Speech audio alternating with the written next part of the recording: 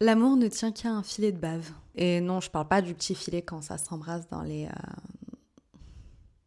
Dans Your Name, Taki boit le Kuchi Kamisake de Mitsuha, qu'elle a fabriqué elle-même avec sa bave. Et oui, pas besoin de brasser, suffit juste de mastiquer. Parce qu'effectivement, Kuchi Kamisake signifie littéralement saké fabriqué par mastication buccale. Processus permettant justement la fermentation du riz. Ce saké aurait été préparé autrefois pendant des rituels shinto par des miko, des prêtresses consacrées à un temple shinto qui était considéré pur, voire même vierge. C'est d'ailleurs pour ça que quand Yotsuha propose à sa sœur de vendre son saké, elle panique un peu et devient toute rouge.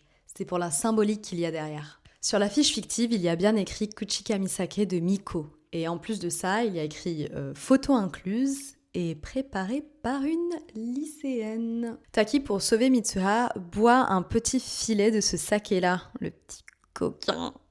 Et ce qu'il se passe après, on aurait pu le prédire avec l'affiche. On y voit ce qu'on appelle des kagura suzu, des objets rituels servant pendant la danse kagura, auxquels on accroche des longues bandes de tissu. Mais dans le cas de Mitsuha, il s'agit de longs fils rouges qui forment le signe de l'infini, rappelant ainsi la légende d'Asie de l'Est du fil rouge reliant deux âmes sœurs. Parce que finalement, l'amour ne tient qu'à un fil.